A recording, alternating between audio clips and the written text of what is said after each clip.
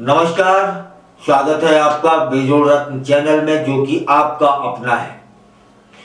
आज हम लोग चर्चा कर लेते हैं मेटा के सीईओ कौन, मार्क जुकरबर्ग द्वारा दिए गए उस विवादास्पद बयान पर जिसने भारतीय संसद में हलचल मचा दी है। अभी हाल ही में एक पॉडकास्ट के समय जुकरबर्ग ने दावा किया कि 2024 में भारत सहित कई देशों में मौजूदा सरकारें चुनाव हार गई। इस बयान ने न केवल भारत सरकार को नाराज किया, बल्कि अब मेटा को संसदीय समिति द्वारा मानहानि का नोटिस भेजने की तैयारी भी की जा रही है। मार्क जुकरबर्ग का यह बयान द जो रोगन एक्सपीरियंस नामक पॉडकास्ट के दौरान आया था, जहां उन्होंने कोविड-19 महामारी के बाद वैश्विक राजनीतिक परिदृश्य पर बातचीत वो कर रहे थे। उसी बातचीत में यह बयान उन्होंने दिया था।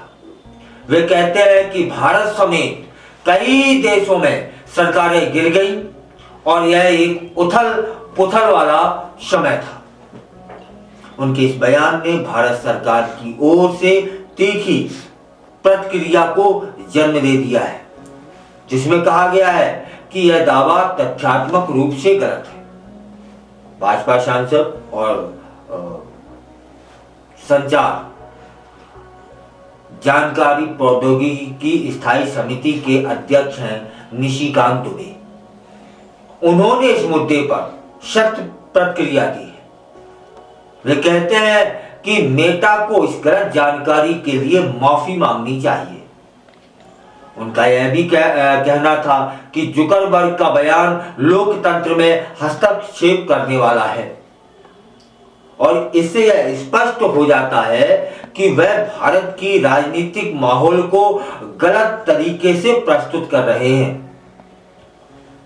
दुबे जी ने कहा कि जुकरबर्ग ने बयान देकर दिखा दिया है कि कोविड-19 के बाद सरकार के खिलाफ माहौल बनाया गया है।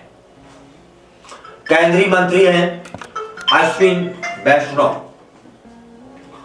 उन्होंने भी कहा कि जुकरबर्ग के बयान की आलोचना की कि भारत ने 640 मिलियन से अधिक मतदाताओं के साथ 2024 का लोकसभा चुनाव कराया और लोगों ने प्रधानमंत्री नरेंद्र मोदी के नेतृत्व वाले एनडीए में अपना भरोसा दोहराया। उनका यह कहना था कि जुकरबर्ग का दावा पूरी तरह से गलत है और इससे भारत की छवि को नुकसान पहुंचाने की कोशिश हो रही है। अश्विन वैष्णव ने अपने एक्स प्लेटफॉर्म पर पोस्ट किया कि जुकरबर्ग का यह दावा तथ्यात्मक रूप से गलत है और हमें इसे गंभीरता से लेना चाहिए। जुकरबर्ग ने पॉडकास्ट में कहा था कि जब वे कोविड-19 महामारी के बाद सरकार में विश्वास की कमी पर चर्चा कर रहे थे, तो उन्होंने कहा कि साल 2024 में एक बड़ा चुनावी साल रहा। उन्होंने यह भी कहा कि दुनिया भर में किसी न किसी तरह की वैश्विक घटना हुई, चाहे वो मुद्रा स्फीति के कारण हो या फिर कोविड से निपटने के लिए आर्थिक नीतियों का कारण हो। वे कहते हैं कि इसका प्रभाव वैश्विक था और इसमें कई देशों में राजनीतिक अस्थिरता आई।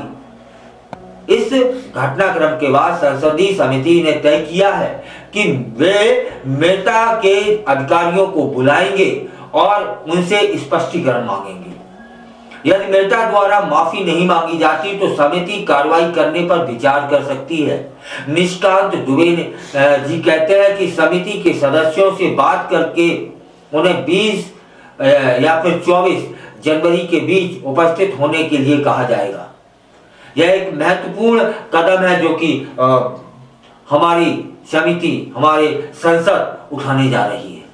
स्वागत योग्य है, हम सभी का समर्थन उन्हें होना चाहिए और है भी। क्योंकि इससे स्पष्ट होता है कि भारतीय संसद अपने अधिकारों का उपयोग करते हुए विदेशी कंपनियों को जवाबदेह ठहराने का प्रयास करेगी। जुकरबर्ग का यह बयान केवल एक व्यक्तिगत टिप्पणी नहीं थी, बल्कि यह एक व्यापक संदर्भ में देखा जा रहा है। जब वे कहते हैं कि कोविड-19 के बाद सरकारों में विश्वास की कमी आई है, तो इसका प्रभाव केवल भारत तक सीमित नहीं रहता है। यह वैश्विक स्तर पर राजनीतिक स्थिरता को प्रभावित कर रहा है और इससे कई देशों में अस्थिरता पैदा हो सकती है।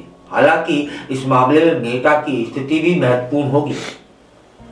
क्या वे इस विवाद को सुलझाने के लिए सक्रिय कदम उठाएंगे, या फिर क्या वे माफी मांगेंगे, या फिर वे इसे नजरअंदाज करेंगे? यह देखना दिलचस्प हो जाएगा। मेटा किस तरह से इस स्थिति का सामना करेगा? क्या वे जुकरबर्ग के बयान पर कोई आधिकारिक प्रतिक्रिया देंगे? इस पूरे मामले में एक बार फिर से सोशल मीडिया प्लेटफॉर्मों की जिम्मेदारी पर सवाल उठा दिए। क्या कंपनियों को अपने सीईओ द्वारा दिए गए बयानों की जिम्मेदारी लेनी चाहिए? क्या उन्हें अपने प्लेटफॉर्म पर फैलाई गई गलत जानकारी के लिए उत्तरदायी ठहराया जाना चाहिए? ये ऐसे प्रश्न हैं जिनका उत्तर समय के साथ मिल सकता है, लेकिन भारतीय संसद तैयार हो गई है सवाल करने को। जवाब आते हैं, क्या आते हैं, यह देखने वाली बात होगी। इसी बीच में जानकारी आई है कि भारतीय जनता पार्टी और सरकार ने इस मुद्दे को गंभीरता से ले लिया है और वे इसे राजनीतिक रूप से हल करने का प्रयास कर सकते हैं। भाजपा नेता कहते हैं कि ऐसे बयानों से न केवल भारतीय राजनीति बल्कि अंतर्राष्ट्रीय स्तर पर भी गलत संदेश जाते हैं। इससे देश की छवि को नुकसान पहुंच सकता है और विदेशी निवेशकों का विश्वास भी डगमगा सकता है। अब यह ध्यान देने योग्य है कि जुकरबर्ग का बयान उस समय आया जब भारत में आगामी चुनावों की तैयारियां जोरों पर हैं। ऐसे में उनकी टिप्पणियों का राजनीतिक माहौल पर गहरा प्रभाव पड़ सकता है। क्या ये टिप्पणियां भारतीय जनता पार्टी या अन्य किसी पार्टी को नुकसान या फायदा पहुंचा सकती हैं, या फिर ये उसके लिए उन लोगों के लिए एक अवसर बन जाएंगी? आपको क्या लगता है? क्या मार्क जुकरबर्ग को अपने बयानों के लिए माफी मांगनी चाहिए? क्या भारतीय संसद को विदेशी कंपनियों के प्रति सख्त होना चाहिए? कमेंट कर अपनी राय जरूर बताएं।